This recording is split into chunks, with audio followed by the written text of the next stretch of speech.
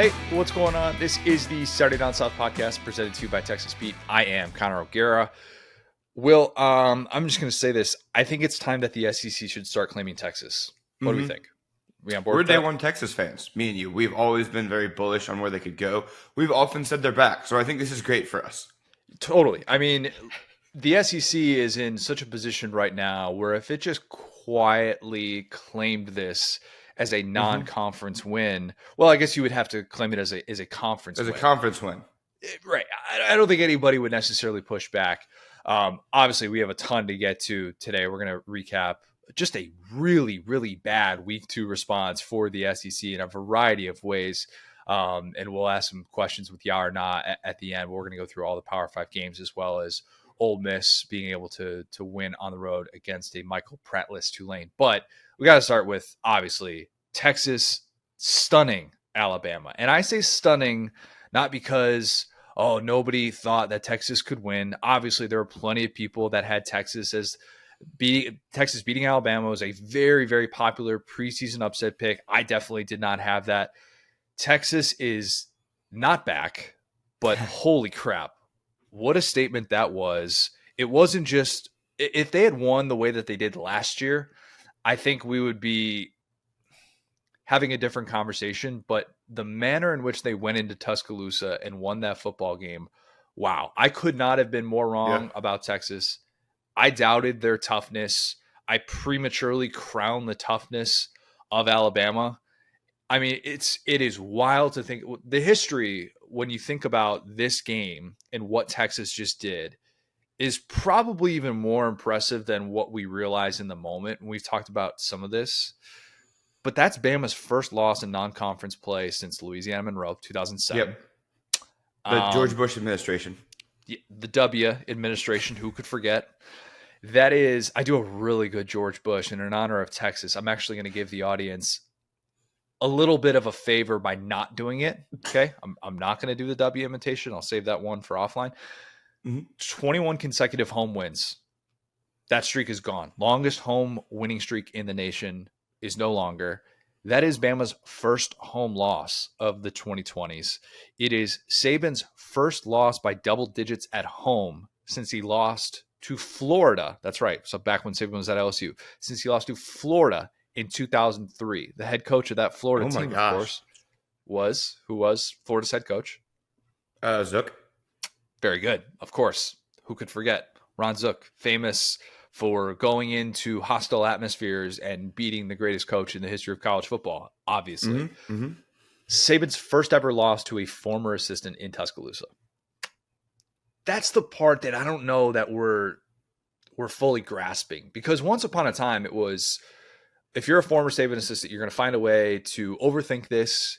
You are going to ruin your chance at beating him. He's just going to be so in your head, and it's impossible. And we talk about the Kirby mistakes and the fake punt in the 2018 SEC championship.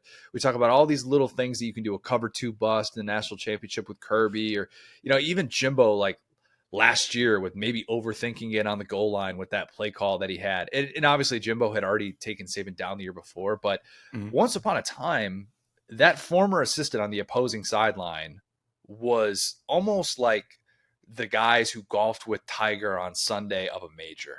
They would just crap the bed and they'd find a way. And no longer is that the case. Sark totally outcoached Nick Saban in this game. Like every which way you can look at this. I felt like it was watching. Did you feel like you were watching the 2020 Bama offense, but with Texas uniforms? Because that's for me, that's what it was.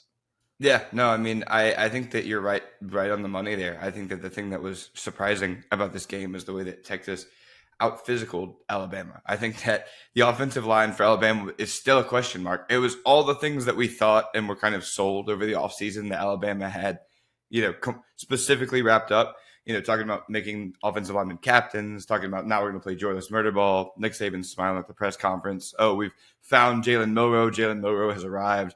All of those narratives got snapped back like a rubber band in one night. One night. That's it. That is truly all it took for 8 months of, is Alabama about to just open up the biggest revenge tour it ever has, to, oh man, they're just not on that level. And the skepticism was correct.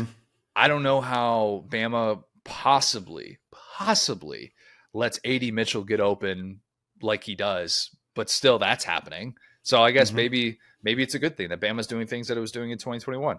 But that guy, you could stick him. I tweeted like you could put him in the Super Bowl tomorrow, and that guy would find a way to have a touchdown for the winning team in the Super Bowl. That's just how clutch AD Mitchell is. He's that good. Quinn Ewers, though, we talked about this beforehand. The quarterbacks that have gone into Tuscaloosa and have won have been these cocky, confident dudes who just don't really sense that fear. A Joe Burrow, a Cam Newton, a Johnny Manziel, even a Swag Kelly. I mean, even Swag. Quinn Ewers, this version of him, he came into his own in so many ways. For all the people that have said this guy is overrated, get Malik Murphy in there, Archie's going to steal his job, that was like just so unbelievably composed and poised. Holly roasted on the broadcast.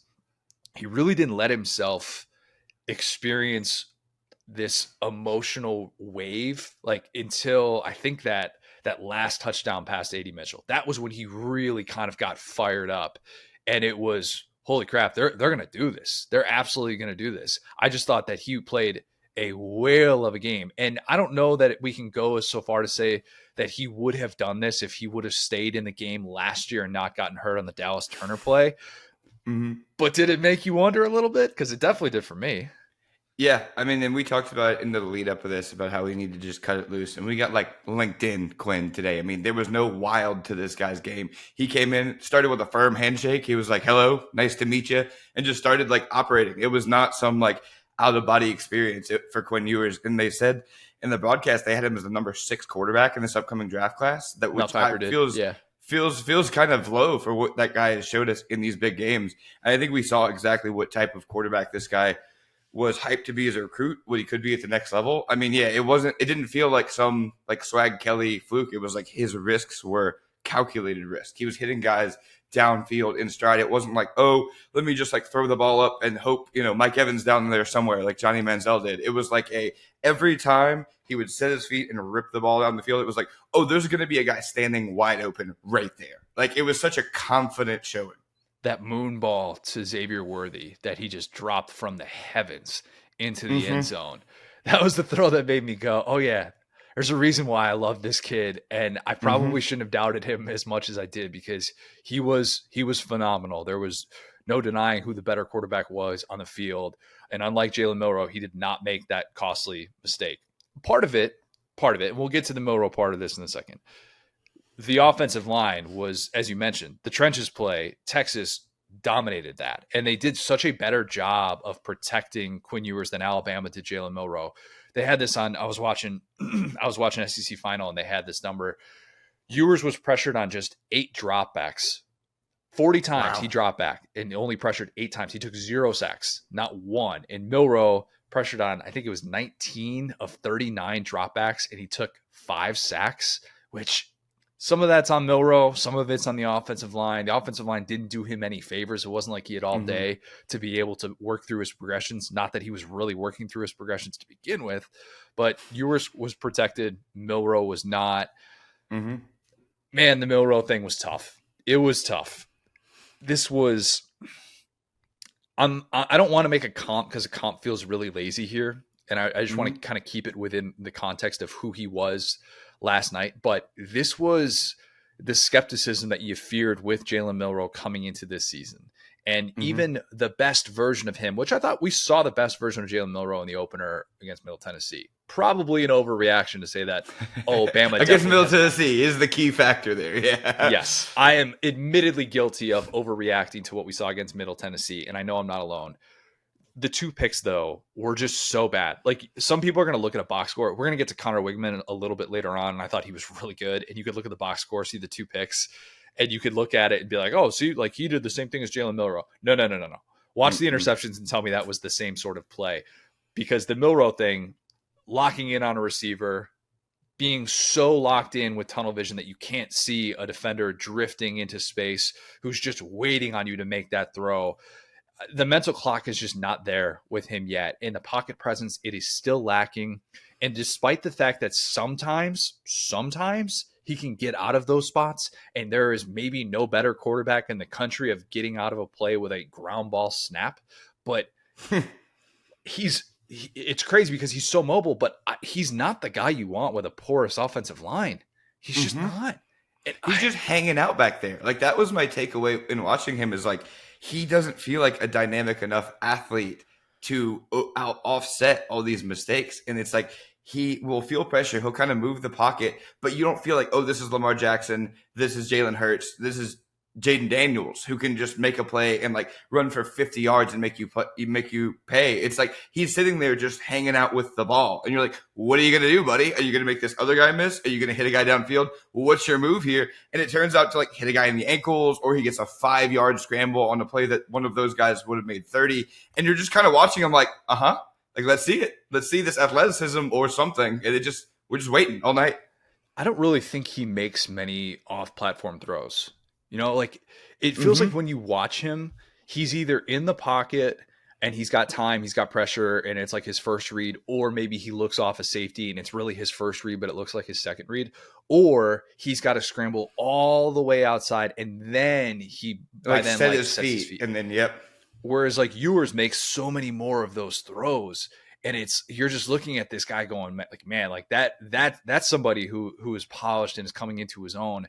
And Milroe just has such a ways to go there. And so the question, of course, that everybody's wondering about coming out of this performance, one, did Saban make the wrong call at quarterback? Of course, we're going to play the results with that. And two, what does the leash look like moving forward? Because Saban admitted afterwards, you saw the post-game press conference. He's like, yeah, at one point, he thought about making a change at quarterback when they were down 13-6. They didn't score. Alabama didn't score a touchdown until there was a minute left in the third quarter. Jermaine Burton finally gets a touchdown to stand instead of getting called off. He had 2 different touchdowns called off.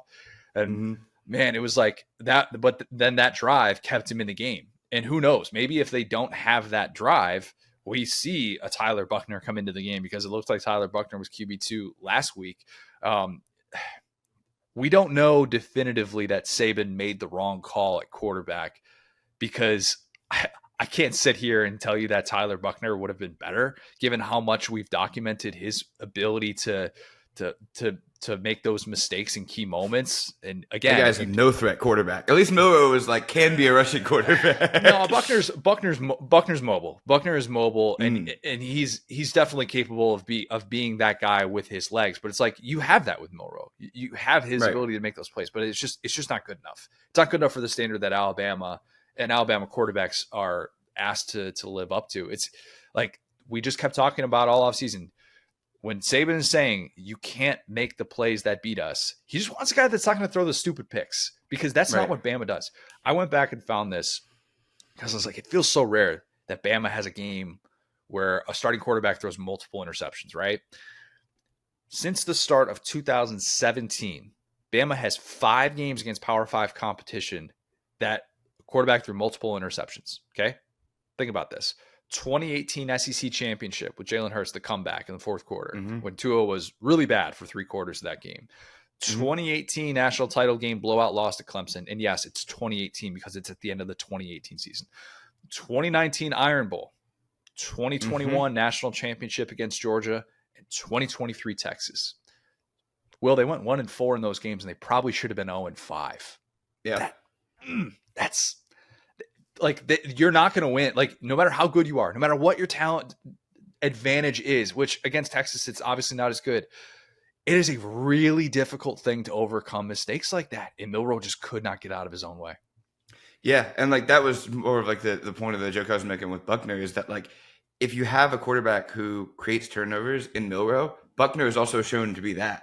So that's the thing. And then behind them, you have a freshman or a younger guy in Ty Simpson. So it's like there's no stability that you're trying to find here. And the thing about Milroe, too, is he's been known to fumble as well. He didn't do that, last night. But that's what's so interesting, is that this is what we kind of look forward to as, college football appreciators, is an Alabama team that was not on schedule. Right. And I think we saw that last night. I think we saw an Alabama team that you saw the top end at times of what this could look like. At other times, you saw, again, Milroe hitting guys in the ankles. You saw guys who were not on the same page. You saw balls going where receivers weren't.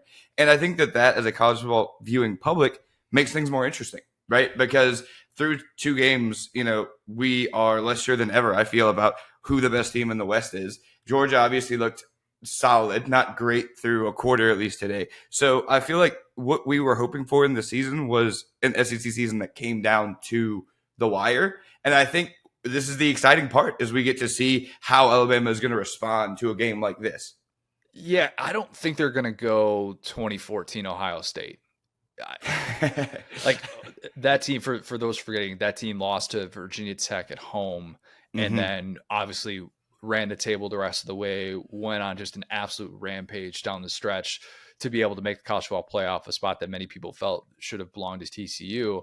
I don't think this Bama team has that gear, because think about this. Bama had all the ammo in the world. All the ammo in the world. AL.com writes about Saban smiling, and we're talking about, man, he's got to feel great. This is exactly the way that Saban draws it up. Finally, nobody's crowning his team preseason. Everybody's talking about the skepticism. J.C. Latham gets to SEC Media Days and says Bama's going undefeated. We feel disrespected. There was a quiet confidence with this Bama team. They were going to be able to overcome this. This is the team that doesn't go 3 years without winning a national championship. This is the team that every single time we say they're not going to win, guess what they do? They win the SEC. They win a national championship. Man, that's not a championship team. That's just not. Like none of that matters. Here's what matters. Bama doesn't have one single thing that it can say, we do that top 1% of anybody in college football. Where is it? It ain't the secondary. It's not the defensive line that couldn't get pressure on Quinn Ewers all night. It's not the running game, which we were told was going to get back to joyless murder ball. It's not the quarterback situation. Where it's not the receivers. Where is the area that Bama can point to and say, yeah, you know what? Nobody's on our level with that. And that's, I think, the biggest difference, is that they get in these spots, and you saw them in these moments where, like last year, you had Bryce, and Bryce could bail you out of some of those moments, and you had Will Anderson on the defensive side. So like you can get that big time stop. There's not that this year. Like there is just nothing that Bama can say. We, no matter what, know that we're going to have this thing in a clutch moment in a game. And it's too lazy to say it's just not having Bryce, but it's just not having anybody step up in those spots and say, no, this isn't happening. Not on my watch. Not today. This is a different standard. It's weird to say that, but am I crazy for thinking that? I think you're completely on the money. I think that those 2 specific players were able to mask structural holes in this team that, I mean, they were just so talented. You shouldn't see it at such a high level. It was almost like a Tyrann Mathieu type vibe whenever that team was kind of broken functionally, but this dude was able to always come through. That was what, I mean, Will Anderson, we just know, makes the play in that game. That Quinn Ewers fumbles and they're right back in the game. Like we saw it last year. We've seen it a couple of times with him where it's like you never feel out of a game on defense. And same deal with Bryce. I mean, there were so many games, this game included the LSU game, where it was like they're getting pushed down into the hole, and then suddenly Bryce Young makes one of the craziest plays you've ever seen. And yeah, who are those guys? Exactly your point. I think that, you change the coordinators and you expect a little bit of like it being tumultuous, but I think that like Reese and Milroe just feel like a horrible pairing because I think their flaws are very similar. Like I think that Reese is a guy who's like this young upstart guy who like isn't great at like building a game plan. And then we have Milroe, who is not great at moving off of schedule. And like, I just feel like the moments we saw Alabama shine were those moments. And now it's almost like they're worse than average. And so it's interesting to see where that's going to end up.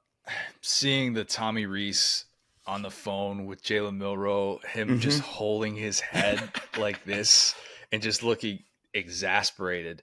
That told you everything you needed to see right there. It just felt like there was a desire to find those answers. And I don't really know. I'm not going to totally let Tommy Reese off the hook here because obviously he was unable to dial up the right looks, and Jalen Milroe was taking too many hits, and they just couldn't find an offensive rhythm. And when they did, it felt like Texas just responded, and Texas just had that championship heavyweight mentality where they keep throwing haymakers. It's not just jabs. but I didn't really know what the answers were. Should they have given the ball to Roydell Williams, Jason McClellan more? I mean, maybe there's always that desire to, but then you get into some of these 2nd and 8, 2nd and 9s, and you're like, man, we're down 10 right now. We want to be able to get some of these chunk plays back. So it's a little bit difficult from that standpoint. But yeah, I don't really know that making a quarterback change is all of a sudden going to turn Bama into this juggernaut. I still am not probably willing to say Bama's an 8-4 type team, but that felt like a team that's got some growing pains ahead still, and did not feel like a team that's totally out of the woods. And the biggest thing that we kept talking about the last 2 years probably with Bama and how atypical it was, the most un-Saban-like thing of Bama the last 2 years and all these close games that they played in was the lack of discipline, being bottom 20 in the country. Yep. And in this game, it's the same thing. It's this. You're like, what is it? Just he gets Saban against Sark. This team just can't get out of its own way. I mean, that fitting that the game ended on an offsides penalty where Texas draws them offsides, and it's like this 7-minute drive. It was 12 plays for 32 yards that Texas had on this 7-minute drive or whatever it was to end the game. Like that's it. Texas was more disciplined. Bama was not disciplined. A lot of people are going to wonder, did this say more about Bama or did this say more about Texas? I always hedge and say it's about both, because I don't think it's fair. Yeah. I don't think it's fair to say that they're just going in opposite directions. Even Sark was tempering expectations. And remember, despite what every single debate show is going to tell you, despite what the podcast who are going to say that Texas is back because they're not smart enough to come with any sort of nuanced take, because they just want to be able to put out a clip for 45 seconds. But remember, folks, Texas isn't back until it gets to a national championship. I give Sark a lot of credit for not taking the bait afterwards. Monumental win for Texas. Not denying that. It is also week 2. Texas puking on its shoes and losing games against Iowa State or Oklahoma or Kansas State or whomever. It doesn't automatically feel like Texas is just going 12-0 or 12-1 en route to the college football playoff. But having said that, I would have no problem if you want to put Texas at number 1. I'd have no problem. I personally would still put Georgia there when you haven't lost a regular season game in almost 3 years. I think that to me says a little bit more, but I have no problem with it. I think Texas doing something that it hasn't done since 1969. That is beat an AP top 3 team. That Texas team, by the way, last pre-integration national championship winner. So think about that. Yeah. That's a hallmark for the Texas program. But I will say I think this does a lot more for Texas. I mean, honestly, this just looked like the same old Bama from last year minus those 2 athletes. But what we didn't see was a Texas team that got scared. And I think that no matter, like, we could talk about Quinn Ewers being hurt last year, whatever, but when he came out of the game, they started playing scared. They started clinching. They started the belief that they could beat Alabama and Bryce Young started to just leave their bodies. And it felt like as we got into the championship rounds of this game, Texas played better. It feels like their push was better. I think exactly to your point, they got the ball back, and we all kind of thought like, okay, well, Bama's going to at least get the ball back, 1 or 2 more times. We'll be able to see what the chess match is here. And Texas was just like, nope, we are just going to step on your neck over and over and over again. Like Marshawn said, run through him a face again and again and again and again. And that's what they did. It was like, you think it's a fluke that you can't get pressure. Let me explain to you why that's wrong. Oh, you think it's a fluke that Quinn Ewers can hit this dude downfield. Let me explain to you why that's wrong. Scheme for that to not happen again. I dare you. I double dare you. And they just kept going at it. So, I think that until you beat Alabama, you never believe you can beat Alabama. And I think that in the modern age, that is usually it's a later chip, but we talk about how long it took Kirby to truly believe he could beat Alabama. And it wasn't until the national championship game where it mattered the most. And so the fact that Sark is kind of earlier on in his journey, and he's had all the critics, he's had all this stuff, and he's kind of at this tipping point where it's like you have these great recruiting classes, you have Arch Manning. All you need to do is just sell a little bit of hopium right now. Beating Alabama is the best thing you can do to sell that.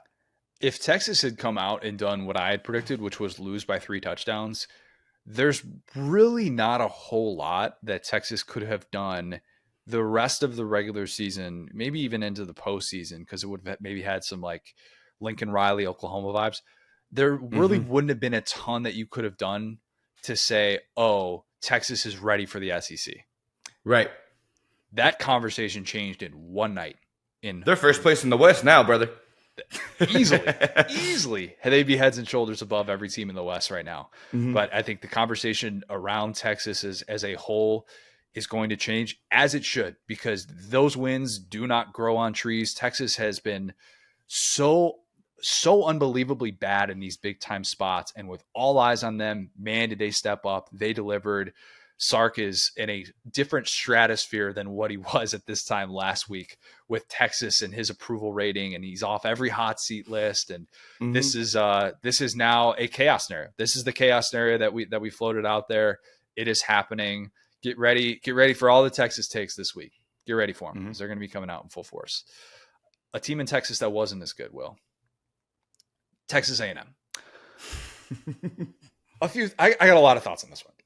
Could not stop Miami. I said that this game would be when everyone believes in the Texas A&M offense run by Bobby Petrino. This would be the day that skeptics are converted into believers. And instead, it turned into the game that everyone became Miami offense believers, Tyler Van Dyke believers, rising from the dead, this bounce back season that many hoped Tyler Van Dyke would have. He looks like he's well on his way to having it. And Miami's offense looked really, really good. That was the headline. Obviously, like, they torched that A&M secondary, who was so unbelievably bad. You had guys running into each other. You had guys looking at the sideline, not getting the play in and getting burned over the top, coverage bust. Like, it was terrible from that standpoint. And the A&M secondary had the worst week of anybody on a big stage. There's no doubt about that. And for a group that was number one in the country last year against the pass, think about that. Number one in the country against the pass. They look like they have major issues in a post Jalen Jones, Antonio Johnson world. And I'm not dismissing how big that was for Miami, because I think for those who came into this season with questions about Mario Cristobal and what it was going to look like after just a weird offseason exodus with their coordinators, I think they wanted to see a game like that, and that's exactly what they got. And A&M did not look ready after, well, they really came out guns blazing to start off. I mean, the special team play was phenomenal, but they did not handle those adjustments that Miami was making, and they just attacked downfield. I'll say all that, and I'm not letting A&M off the hook. I'm not. But A&M fans, you have the right offense and you have the right starting quarterback. Like, Conner Weigman's that dude. He is that dude. If they don't have Conner Weigman in that offense, they lose that game 48-7. Like, that to me, I looked at so many of the things he did, and I'm just focusing on Weigman and the offense here. And I guess the running game left some on the table, and they have room to go. This offensive line doesn't look like it was as good as the 2020 group as we thought it could be coming into this year. So there's that. I get it. But he is making throws and plays that I have not seen any A&M quarterback make under Jimbo. And I would argue some of the things that he's doing against pressure is like, this is going to get me in trouble. Some of the things that he's doing against pressure is even better than what Jameis was doing at Florida State. Like, I'm not saying he's a better quarterback than a Heisman Trophy winner or anything like that, so don't get it twisted. But the amount of times that guy made on-target throws while getting hit, while facing pressure. One time he totally slipped on the turf, which looked like it was an issue as the game wore on, and Anaya Smith slipped on the interception as well. But there was one time where he just slipped and looked like he totally lost his footing. And you're like, okay, this is going to be a ball that he's going to sail. It's going to be an interception. And it was right in stride. I think it was to Evan Stewart. And it didn't look like it fazed him whatsoever. I mean, I'm sold. I am sold on Conner Weigman. I know that's not the number one takeaway from this game. We're going to get to the Jimbo part, I promise you. But the interceptions that he threw in this game, one was, like I said, Anaya Smith slipping on that play. The other was fourth down when they're down 15 and it's the final play of the game. He's just trying to make something happen. And he's kind of throwing it up. He's going to give A&M a chance He is. And that's the silver lining of this game, which was a very frustrating post first quarter result for A&M after how strong they came out in a half empty Miami stadium, which was just a joke. Buy one, get one tickets. What a disaster that is. Don't give me this crap about college football just feels better when Miami's back. You know who doesn't give a crap? Miami. Miami fans. What? So college football's just sucked for the last 20 years? Is that what we're saying? College football's just been terrible throughout this entire time, and it's only good when Miami is there and they can get half of their stadium to show up for that game? Get out of here. I'm so sick of hearing that narrative. College football has been great without Miami being relevant. Great for Miami to have those moments. Happy for those diehard fans. Happy for Tyler Van Dyke, all that he's been through. But get out of here. That take is so freaking lazy. We need to move on from it. All 6 of their fans were just stoked about this. They put cheerleaders in the stands so that they make them look more full, Will. Yeah.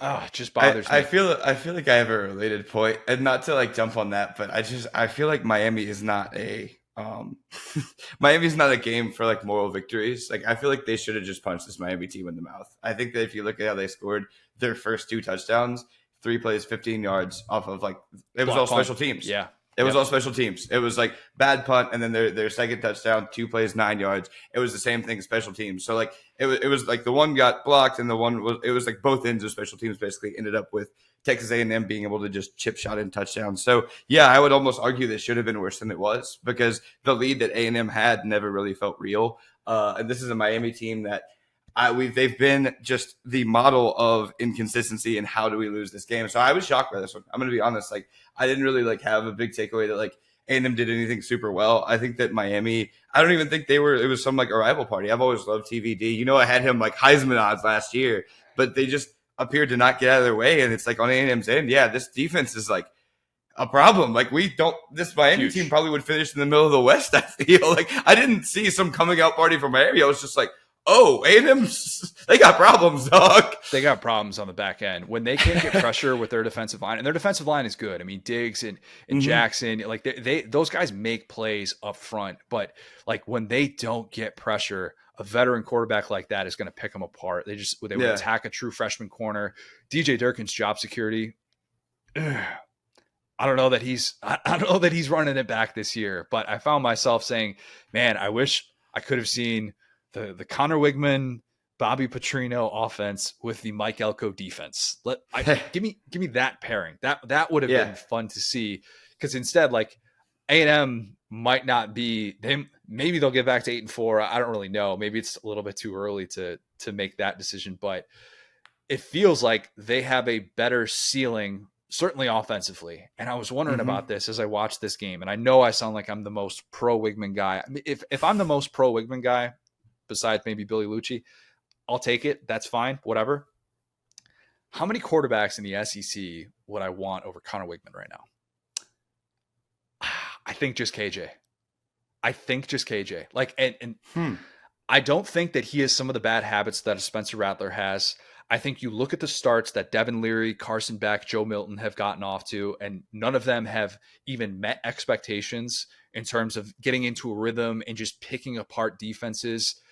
And Weigman has looked it, man. He really, really has. And I know people are just going to look at the box score. They're just going to want to pile on Jimbo and say, hey, what's that buyout again? Everybody's floating around the $76.8 million. I totally get all of it. And I say this, even though I still like Jaden Daniels. He had a great day against an FCS opponent, against an HBCU. Congratulations, Jaden Daniels. I've never been the biggest Jaden guy. I try to think about the idea of Jaden setting his feet and squaring his shoulders and making some of the throws that Weigman can make.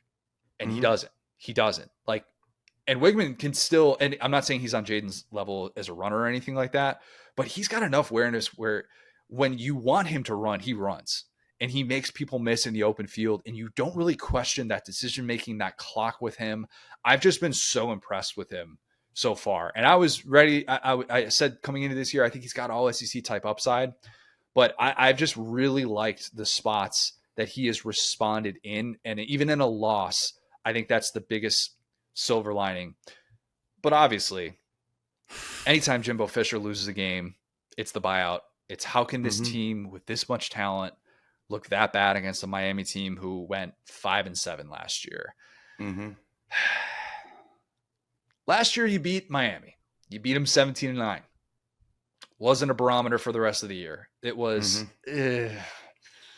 this team didn't exactly bounce back the way you hoped after the App State loss.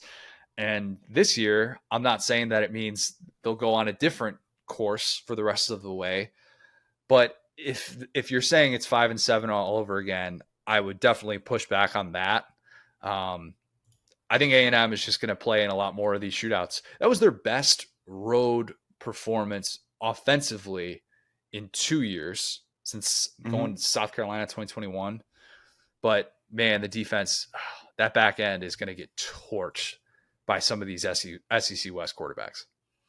Yeah, no, I'm right there with you. I think this is about to be kind of a hilarious situation. I mean, who do you think is madder, Jimbo or the Bama fans that wanted Tyler Van Dyke on Alabama? Because that guy is electric. Like, I don't want to sell short how well Tyler Van Dyke played, but man, yeah, I worry about the defense, and I worry about. I mean, neither of us really think DJ Durkin is some great coordinator, great enough to excuse, kind of his past and everything. And you look at it, and it's just like, I think you're right. And in this way, I think the Bobby Petrino part of it at least gave them a chance here. I think their offense definitely outplayed their defense. Yeah, but I think it feels like they never had a chance after they got up early. Because like I said, it was just no scoring.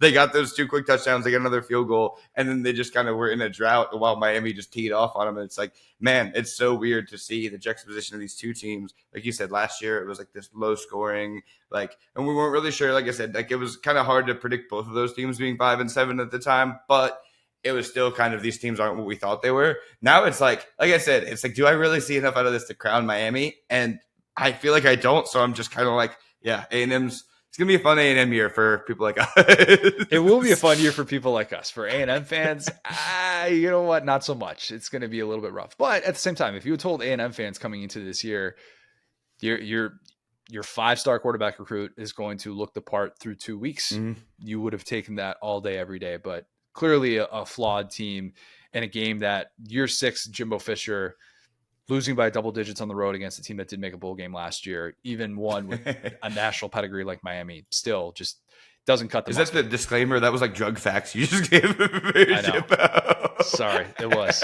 Yeah, it sounds like I'm letting. I really feel like I'm letting A&M off the hook by talking about how much I love Weigman, but man, just watch the guy. Watch the guy. If you did, I know. I watched them lose to Miami. I think it could be both funny and I could be happy that they at least aren't scoring 10 points in losses to teams like this. Yeah, look, losing to Miami, so he had to score 49 points to be able to beat. I know. Just losing to Miami is a punchline. That's all I'm trying to acknowledge. You're right. Like I said, they played decently well on offense. They ended up 10 points. However, they did still lose to Miami. Yeah, this is true.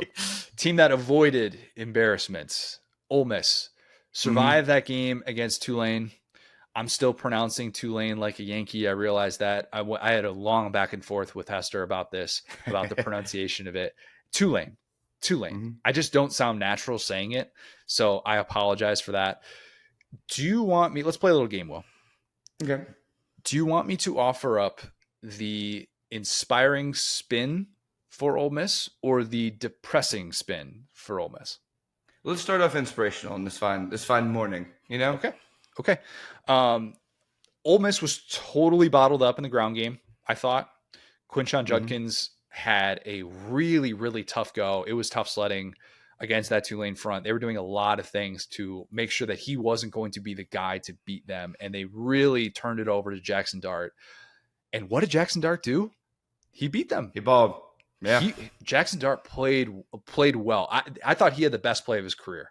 The best play of his career was that 4th and 4. Ole Miss is on the Tulane 21-yard line. They're up 3, 4.5 minutes left. It looks like Tulane's going to get a sack, or at the very least, they're going to rush a throw with him. They had an unaccounted for rusher who was very quickly in Jaxson Dart's face. And what does he do in that spot? He doesn't panic. He somehow shakes the guy, but he doesn't run. I thought he was going to try and run and pick it up with his legs. And instead, he keeps his eyes downfield. He finds his former USC teammate, Michael Trigg. Boom, 7 points, just like that. I love that play. That is the exact type of stuff that has prevented me from being a Jaxson Dart guy. I was totally ready to watch Ole Miss not win this game and pull up the splits of him against teams with a winning record versus teams that don't have a winning record. They are very drastic. And this Tulane team, really good. We'll get to the depressing part of it in a second. But Lane trusted him in that spot, and he could not have made a better play. If Dart is going to make late game decisions like that, Ole Miss is going to be fine in the West. That to me, like if you're going to play like that in winning time, and I realize it's on the 21-yard line, so it's not quite the red zone, but if you're going to play like that in those tight areas, to me, you're taking that next step. You're doing what I was skeptical of coming into this season. If Pete Golding is going to make second half adjustments like that, Ole Miss will be just fine in the West. Okay, no touchdowns allowed in the second half. That doesn't happen to Ole Miss. That's not the way that we watch this team play football. They were down 17-7, and they scored 30 of the final 33 points. That's good. The final score didn't really indicate how close it was because they had the scooping score at the end. But that's a team that just won a New Year's Six Bowl. And I kept waiting for Ole Miss to splinter. And without Quinshon Judkins really being able to get going, it wasn't like he was wearing down that defense. I thought they did some great things down the stretch. They closed much better than they did at any point last year. And I like that. So that's the inspiring spin zone. Did that make you feel better about Ole Miss? Yeah, no, I think you're right there. I think it's those two factors. It's that exact play you were talking about on fourth down. That was just such a perfectly timed, like in the bucket to Triggs. And then it's the 56-yard field goal as well, right? Because that when they walked out and like said the distance, we were just kind of like, oh yeah. And like the way, as much as like I give Lane like crap about the way like his presence and everything, the way he managed the end of this game was so like BDE, like we're better than this team, and I love that. And that's like what Lane kind of robbed us of last year with the whole like contract dispute and everything, is that it's so easy to believe in his offense whenever it's clicking and those guys are all on his page. It's like, yeah, we're trying a 56-yard field goal. I trust my kicker. Okay, boom, next possession, we're going down. We're going to go for it on fourth down, and you're just going to walk into the end zone. And it's like, yeah, like we're going to be in a back and forth game with this team, and I'm just done with it. We're just going to beat this team and go home. And that was fire. The Sebastian Janikowski kick that Lane attempted when he was the head coach of the Raiders. Pull up that clip right now if you don't know what I'm talking about. Was it like a 72-yard attempt or something like that? So egregious, yeah. I thought we were going to have something similar to that. And instead, Lane, Mr. I don't like kicking field goals or punting, has this. That was a huge field goal in that spot. And that felt like a big play in that game. The depressing thing, and maybe this isn't so much an Ole Miss thing. Some of it's Ole Miss, some of it's SEC wide. Tulane did not have Michael Pratt. Found that out at the very, very last minute. When I saw that tweet from Pete Thamel, I was like, wait a minute, what? Why did nobody know about this throughout the week? Maybe Vegas knew about it, and that's why Ole Miss was a 7 or 7.5 point favorite, depending on where and when you looked. Does Ole Miss have the most impressive win in the SEC through 2 weeks, Will? I think so. And it's a group of 5 team. It's a group of 5 team with a backup. Man. I can't say that Auburn against Cal was more impressive. That was not impressive. Tennessee beating up on Virginia. No, it's it's a ranked win. Honestly, it's kind of the right answer. Yeah, I don't want to discredit Tulane, but you're right. The Michael Pratt thing does matter, but it's only been 2 weeks, and every SEC team lost this big at a conference game. Yeah, and Michael Pratt, for those saying, I had a couple of Ole Miss fans in my mentions saying like, oh, they would have killed him even Michael Pratt was out there. I'm like, all right, Michael Pratt. Did you watch that game, brother? It was. Michael Pratt was National Player of the Week 1. He had like 1 incompletion. I get it. It's against South Alabama, but he did torch USC in that bowl game last year and is one of the better quarterbacks in college football coming back. Not saying that Tulane wins that game if he's out there, but it definitely would have been maybe a little bit of a different feel going into it. I got a question. Do we have any concern about Quinshon Judkins? Because quiet week 1, I get it. It's Mercer. Still was out there probably a lot more than you would have liked in a game that was so lopsided from the jump. 18 rushes for 48 yards in this one. His longest run of the first 2 games is 13 yards. He did have a 21-yard catch, so I'll add that. This is the challenge of being at the top of the scouting report, though. Like when you're a preseason All-American, teams are going to sell out to try and stop you. And maybe Jaxson Dart is at a place in his career where he is able to benefit from that in this Ole Miss receiving room, which lost Trey Harris, unfortunately, in this one. Who knows? Like, hopefully he's just banged up and he's going to be coming back. Kid Wade made a ridiculous, like OBJ like catch on the side. That was incredible. But are we a little bit worried? A little bit worried that Ole Miss's best player has been pretty bottled up and has kind of lacked that explosiveness. Maybe part of that's on the Ole Miss offensive line as well, but I don't know. Like, he just has not felt like the Quinshon Judkins that we saw last year. Still very, very early, but very quiet start to the year for someone who led the SEC in rushing last year. Yeah, he unfortunately is starting to feel like the statistical profile of one of those guys that just has a banger year and then just starts to get a little bit too much. Like, they start leaning on him too heavily, and he becomes a little bit more of a decoy in year two. Because that was my exact takeaway watching him play. I was just like, and this guy is good. Like, I'm not dumping on him, but it doesn't look like they have the ability to scheme him these easy runs to kind of get him going. And like, hey, Tulane ranked team, I understand. But again, you play in the SEC. On some level, you have to view Tulane athletes as guys that didn't get offers to Ole Miss. So I'm not going to say like, oh, the offensive line play is going to get better when they start playing Alabama. Like, that's not how this works. So like, I respect Tulane, I do, but that's the type of a game where you'd need to lean on that guy if he kind of has the juice. And I feel like we have a long season of Lane kind of using him as a decoy, him not being shifty enough to counter like these 8 and 9 man boxes. But what that does is it opens things up for Jaxson Dart. Exactly your point. So if we get this Jaxson Dart, not an issue.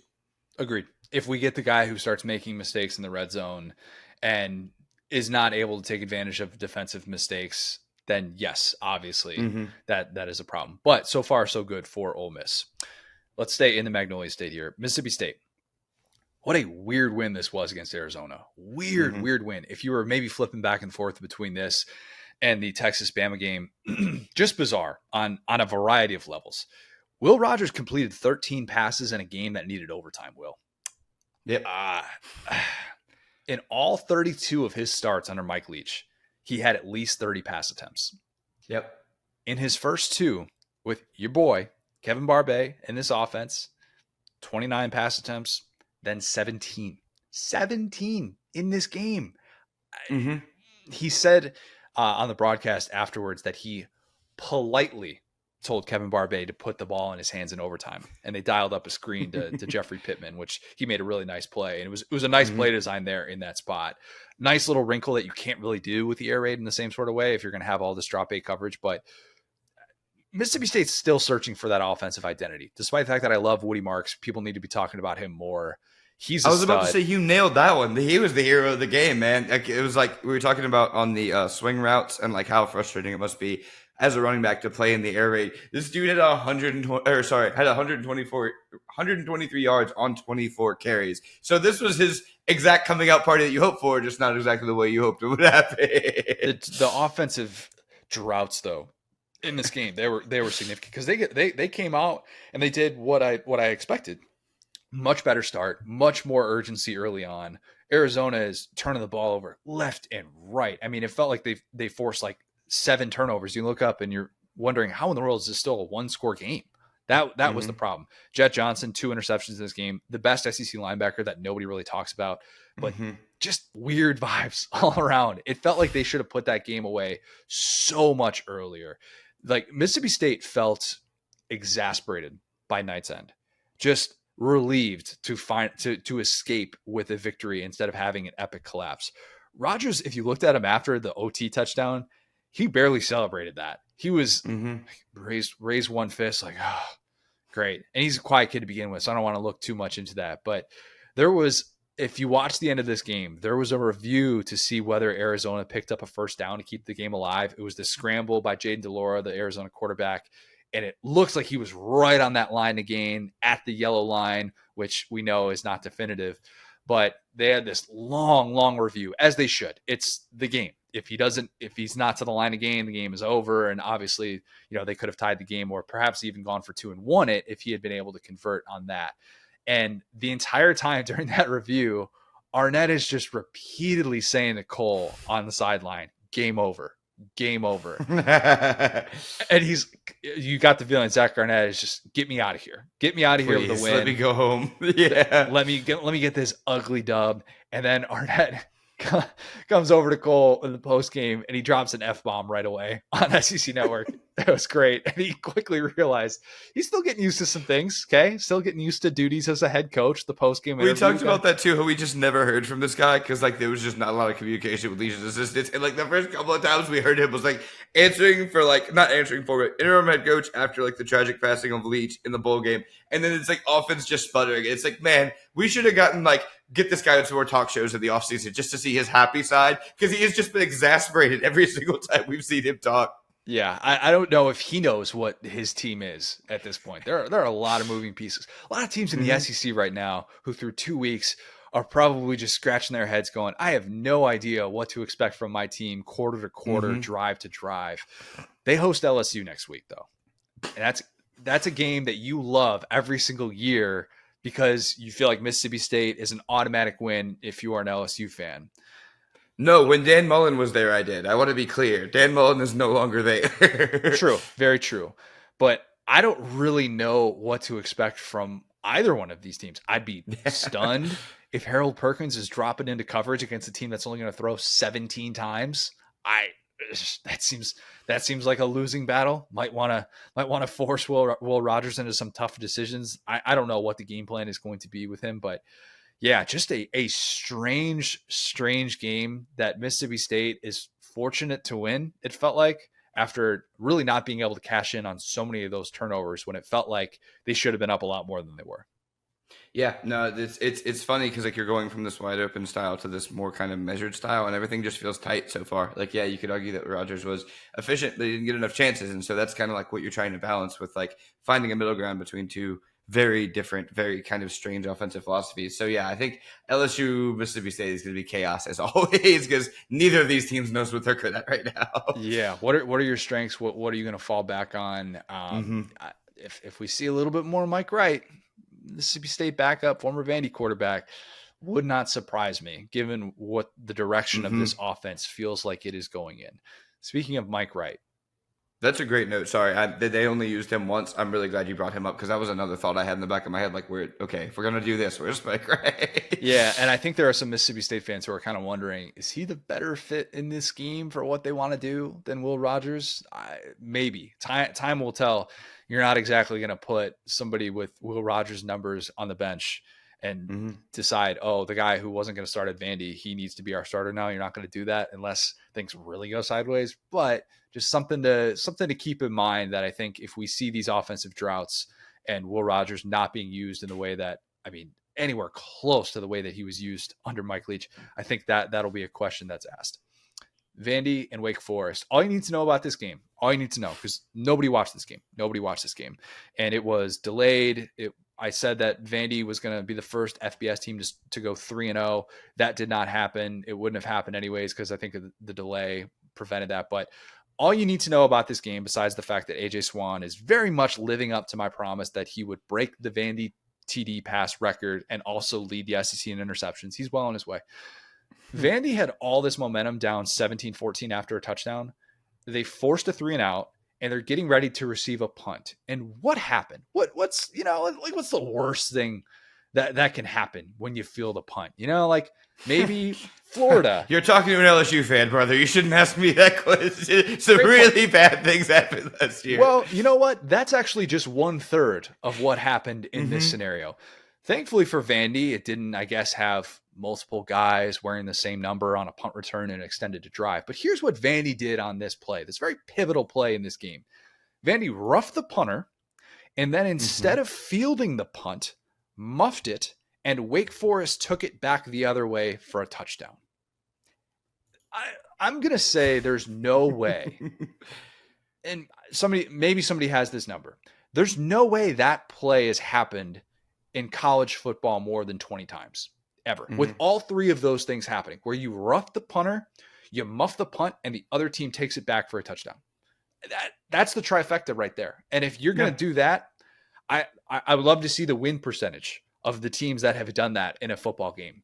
Got to imagine it's real low. Got to imagine. But that's pretty much how ugly this was for Vandy after a somewhat promising start wherein the passing game looks like it's capable of doing some things. But yeah, they couldn't stop a nosebleed against the run either. So probably wasn't going to really matter a whole lot. We don't have any more thoughts on Vandy. We can move on. No. Okay, let's move on. Let's move on to the Pac-12 After Dark game. Auburn and Cal. I stayed up and watched this because why wouldn't I? I was going to stay up till 3 a.m. cranking out notes and stories and whatnot anyway, so of course I did. This game I was struggling, man. I'm proud of you with the new baby and everything. That's SEC. Okay, across the board for 2 weeks, SEC teams have just been collapsing late in games. Can't say that about you. I'm running on fumes right now. I'll be honest. It was a 7:30 wake up this morning after going to bed at roughly like 3:15, 3:30, something like that. So we're not working on our most sleep. So if I sound a little bit off or if I say a name wrong or something like that, that's my excuse. That's what I'm going to say. Nobody wanted to win this football game. Nobody. What a transition. It was bad. And nobody wanted probably to watch this except for degenerates by the end of this. It was ugly. Turnovers, penalties, missed kicks, you name it. This had it. But the good news for Auburn, it didn't travel all that way to come home with a loss. That would have been a long flight home if they had not been able to come out with a win. A very, very ugly win. Did not matter that Auburn. That would have been very reminiscent of like, I don't know if you had this, but the stereotypical like ride home with your dad after going like 0 for 4, making an error in a baseball game. That would have been Hugh Freeze on the whole flight home. Like, y'all made me fly all the way out here to California just to watch you lose to Cal. All right. And they were so bad offensively too. So for Freeze, that would have eaten at him way more knowing how bad that was. I don't know if you could play a game as bad as Auburn did from an offensive standpoint and win more than 20% of the time, but who cares? When you're going against Cal, I guess you have that option on the table. It's very herky-jerky, the Auburn offense was, even with Jarquez Hunter back. But I kind of watched this going, maybe the two-quarterback system isn't great. Maybe it's not. Maybe Peyton Thorne probably needs some more reps with the ones, and bringing in Robbie Ashford in a game like this. I'm not saying that was the reason that Auburn's offense was ineffective for most of the night, but didn't felt like it helped, and definitely not in the way that it did in the opener against UMass.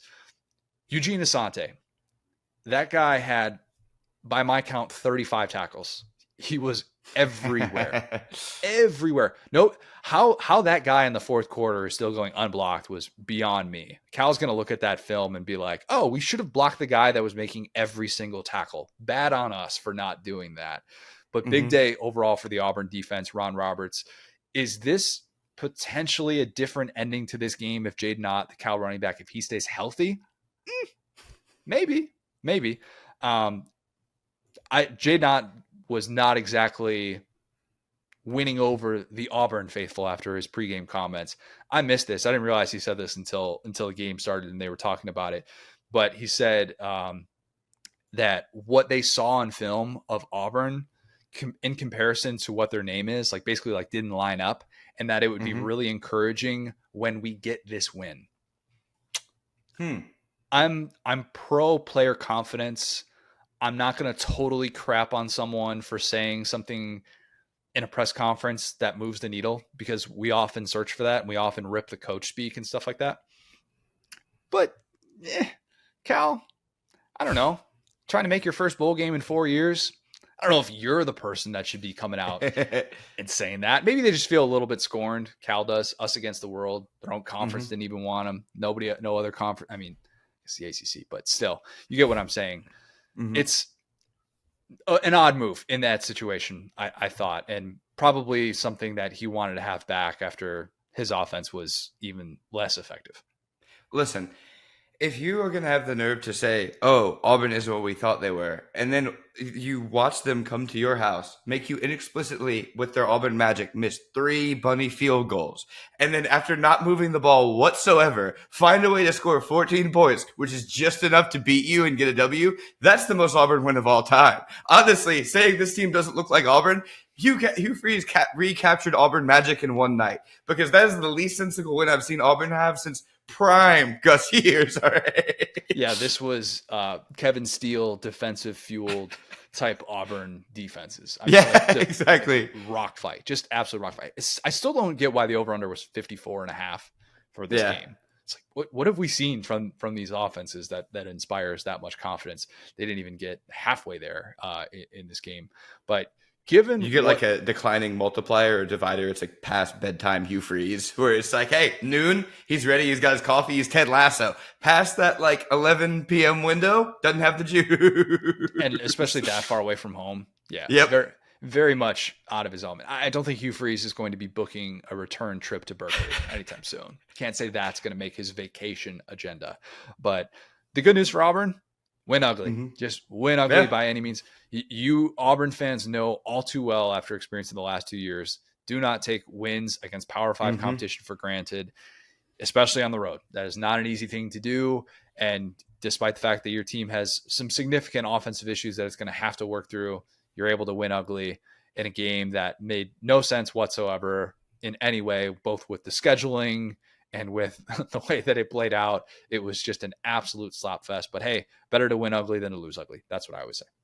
Yeah, yeah. Ideally, you can make these, like, as we always say, you can make these gains in wins instead of losses. But yeah, this game felt like so torturous because it was the last, like, I felt like that was an absolutely awesome slate of college football. Like, start to finish, it was great. And then I was like fully like just praying for Auburn to put this game away so I could go to sleep. That's why I'm so shocked that you made it like so readily through that game, because I was like so burned out and I was just like, guys, you're so much better than Cal. Like, please score this extra touchdown. And they just wouldn't do it for like a quarter and a half. It was just sitting there. Got through halftime. I was just like, I know you're going to win this game. You're Auburn. This is like how this works. Just do it right now, please. If you had told me after the day of watching football that I had of trying to keep track of 14 games, which I always say non-conference play is nearly impossible to keep track of everything that goes on, but trying to watch as much as possible and having this game be the last game of the day.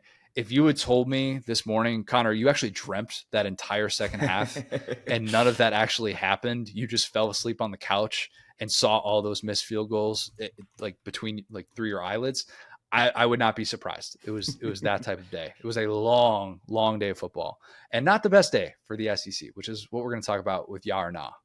Mm-hmm. Let's start with this one. The SEC won't overcome its poor non-conference showing for the rest of the regular season. Ya or nah? What do you think? In terms of reality or perception? Let's go. Aren't they two of the same? No, that's a really good point. Yeah, I think that they pretty much all the Joel Klatz and the SEC haters already have their ammo. So I think what happens until there's a resounding W in the college football playoff, I think the hay is in the barn for people to hate on the SEC all year. I agree. The three biggest non-conference games for the SEC, all losses, all double-digit losses, which is crazy. Bama losing at home to Texas, LSU losing in Orlando, Florida State, and A&M losing at Miami. Those were the three big headliner games in non-conference play for the SEC. And remember, Georgia doesn't have a non-conference game that's going to move the needle because of the Oklahoma thing. Same with Tennessee. Don't think that we can say Virginia, even UTSA, sneaky good UTSA. I don't think that we could say that's a non-conference game that's going to move the needle. I didn't even include Florida losing at Utah because Florida, when you're coming off of consecutive losing seasons, not going to include you in the contenders group. But where can the SEC move the needle in non-conference play? Like the rest of the way, think about it. Those opportunities are kind of in the rearview mirror. Florida beating Florida State. Could beat FSU. Don't you worry, brother. That would be the most Florida win of all time at this point. South Carolina beating Clemson, even that. Oh man, that's another good one. That's like, if you're worse than Clemson right now, it's not a good place to be. Yeah, that's pretty much it though. And Mizzou beating Kansas State, okay, that'd be a really nice win for Mizzou. I realize Mizzou fans would feel good about that. That would not mean that the SEC is just over this horrendous start. It wouldn't. It absolutely wouldn't. And so if you're an SEC fan, take my advice. Take my advice here. Don't spin this. Don't spin this. Don't spin this for this year because the argument's not there. It's not there. If you want to keep it specific to your team, I would suggest you do that. Now is not the time in which you deflect and say, well, the SEC did this, and this year. Now, if you want, I'm just saying, if you want to bring in a little history, and if you're so desperate for a spin zone and you need a few stats to float to your buddies who are crapping on the SEC, all you got to do is this. Just say, hey, last 17 years of college football, did your conference champion play in a national championship 16 of those times? Did that happen? Nope. That happened in the SEC. If you are looking for just something, just something, there is an argument against every single conference. Okay, there is. That's still there. Pac-12 is looking like it is save the best for last. And there is no denying that whatsoever. Do not get into an argument with a Pac-12 fan that is focused on this year because you will lose it. I'm telling you right now. But if you want to extend the parameters out, and if you want to look at history and say, well, congratulations, talk to me when you actually win a playoff game for the first time since 2014. If you want to talk to a Big Ten fan, all you got to do is say, hey, look, it was great that Ohio State won the playoff that first year. They've won one playoff game since then. That's cool. That's great. Congratulations on having a team who's sixth best in your conference that won a non-conference game against Iowa State. Congratulations. Good for you. If you want to point to things like that, you can. And the ACC thing, the ACC's done really well. ACC's 4-1 against the SEC so far this year, with Tennessee beating Virginia. That's the lone one, and that was obviously a 4-touchdown spread. Jeez, man. Yeah, the South Carolina UNC game was another big matchup that the SEC blew. Yep, and lost that one too. So look, my only advice is just don't keep it on this year. The quicker you can move this out to history, playoff era, last 15 years, the time in which any recruit in this day and age is actually going to remember, the quicker you can move the argument there and get it out of this year, do it. That's what you have to do. So the other ya or nah that I have, and this is related to that, so I want to just go right into it. Yeah. No SEC team has performed above expectations. I think yeah. This feels 2016-ish. Okay. That year, Bama was the SEC's lone elite team. That's it. I'm going to bring up a sore memory for you. LSU dropped the opener to Wisconsin at Lambeau. Georgia was in year one with Kirby. In Wisconsin. Who could forget? A&M had lost all the Manziel momentum. Auburn still trying to recover from the embarrassment that was 2015 with Jeremy Johnson. Tennessee was preseason top 10 coming into 2016. And then the Thursday night game against App State, where they had to win in overtime, and they're winning these games barely, and they're dropping in the rankings. You're like, yeah, we probably got ahead of our skis with Butch Jones-led Tennessee. Every SEC team besides Bama that year had at least 4 losses. Are we heading for that type of year? There is a chance that we will look up in January and we will say every SEC team outside of Georgia finishes outside of the top 10.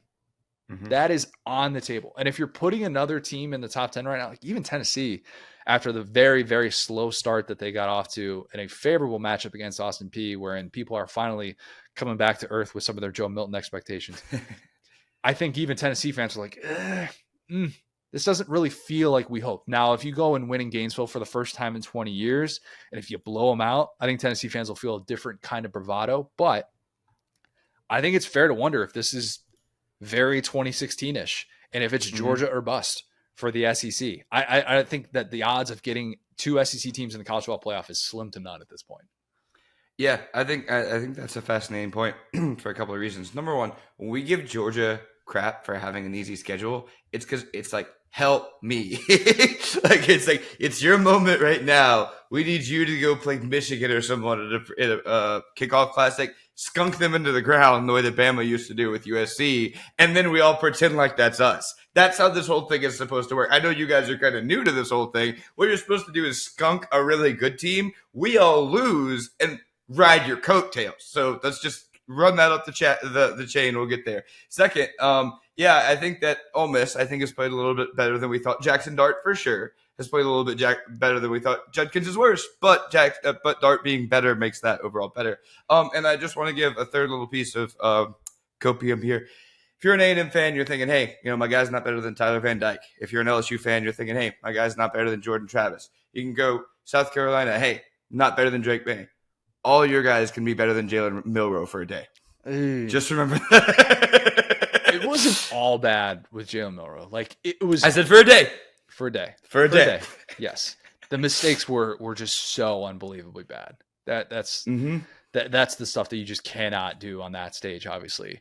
But I think that if you're trying to figure out, man, how quickly 8 months of off-season buildup for specific teams, how quickly that has gone out the window, man, even Georgia fans, it was another slow start. It was another slow start Yep. and a really favorable matchup against Ball State. And I was texting with Aaron Murray about this, and you're just like, man, like why are they not taking any chances downfield?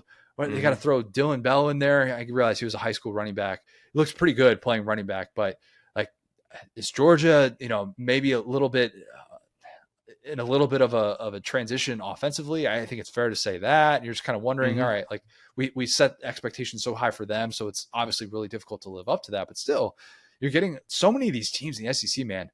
You're looking up in the middle of the second quarter and you're like, why are they clinging to a 1 touchdown lead against an FCS team? How many fan bases have experienced that so far in the first 2 weeks? It feels like everybody. It feels like so many teams are like looking around going, okay, when are we going to score 4 consecutive touchdowns? Kentucky in that game yesterday. Why the hell is Devin Leary throwing 25 passes in the first half against an FCS team? And I can say that because I am maybe Liam Cohen. But I'm like wondering watching some of these teams where Tennessee's had the number 1 offense in college football last year, and they're clinging to 13-6 lead going into the second half. Like what exactly are we seeing? And is it just as simple as saying, well, teams are keeping it basic? They don't want to bust out everything before SC play. No, I don't think it's as simple as that. I think there are certain situations where maybe the game plan's more vanilla, but no, I think there are fan bases who have understandable concerns. It doesn't mean the sky is falling, but yeah, I think outside of Ole Miss, you'd be hard pressed to find any fan base that feels like their team has played above expectations. Maybe not even Auburn, because the offense hasn't looked really good yet. Yeah, UMass looked good, but who doesn't look good against Don Brown's defense? A&M. But besides them, Auburn fans were just hoping they would be asleep last night. They were not trying to watch that game. That would have been expectations. Would be candle, sleep cap, night shirt, midnight. I don't think Auburn fans are rocking the night shirt. I don't think that's no, they're not doing that. All right, last one. The West will be won by someone who isn't Bama or LSU, yeah or nah? I think it's still Bama or LSU. Everybody else has just looked so bad except for Ole Miss. But I'll see it I'll believe when I see it. Is Ole Miss about to make its first SEC championship? That's the question you're asking. I'm just still not. I mean, I think you got to have both. I think you got to have Judkins and Dart going because for LSU, it's like we'd rather Dart be against Harold Perkins. We saw how that went. Yeah. Do we really think that Pete Golding is going to be representing an SEC team in the SEC championship as a defensive coordinator? Oh, wait, he did that a bunch with Bama, but not with Ole Miss. I don't think that that's necessarily going to happen. But yeah, the West looks wide open. Wide open. I will do my best to not say it's the wild, wild West. As hard as it is for me to not say that, I will try and avoid that at all costs. I'm just getting it out of my system now.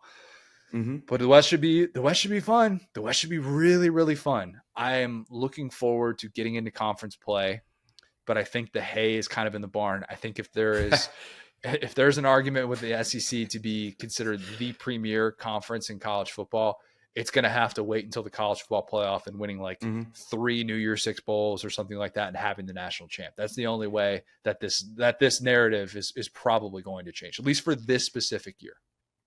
Yeah, and like I'll say this too. It's like I've thought about this a couple of times yesterday. It's it's so funny that like in the SEC you so quickly move on to like the next thing. And I was literally thinking that about Dave Aranda, watching them blow that game against Utah. I was just like, Dave Aranda, you are a Zillow premium member. Like you, wherever, hey, A&M, you have a bad DC. I'll tell you who will be free next year, Dave Aranda. So like that's the funny thing is like, you know, these guys make these multi-million-dollar moves like that, and you so quickly can kind of see it go sideways. I'm not going to write like the epitaph for any of these guys, but yeah, it's just funny how in the SEC it's like we can already build such an opinion when you have so many convincing losses. But at the same time, yeah, it's like within the conference, we're not even sure Georgia's great because they've played nobody, right? And so now it's like each of these are like, okay, let's just say Georgia starts that slow against Tennessee. Being down 2 touchdowns if Tennessee is like rocking at home, I think could be a problem. So it's like I think this season just gets more and more interesting because as SEC fans, we've kind of seen the end of the movie, which is that one of these teams figures it out. We just don't know which one it is. That's exactly right. One of these teams will figure it out. It's probably going to be Georgia. Yeah. Oh yeah. It's probably going to be Georgia. Yeah. I'm not getting off that take just yet. Yeah. It was a bad week though. It was a bad week for the SEC. One of the worst regular season weeks I can remember doing this job. I mean, I'm struggling to come up with one that was more embarrassing. You can go to like early bowl season, I guess.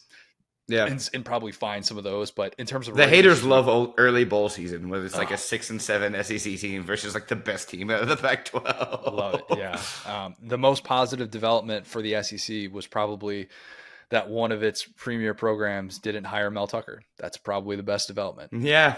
Yeah. Yikes. LSU dodged a bullet on that one. If you're thinking to yourself, hey, man, life is pretty frustrating after week 2, at least you're not Michigan State. At least you're not Michigan State. Yep. Yeah. That's in all things. Yeah, probably in all things. Yep. It's a good call, Will. Good call. If you have not, leave us a 5-star review. Subscribe to our YouTube channel, Saturday Down South on YouTube. You can watch every single episode of the Saturday Down South podcast on YouTube. Those episodes usually go up Monday morning. But yes, every single episode of the Saturday Down South podcast is presented by Texas Pete. Follow us on X at the SES Pod, at Sat Down South, at CJ O'Gara, at Go So Hard. Thanks, guys. Talk soon.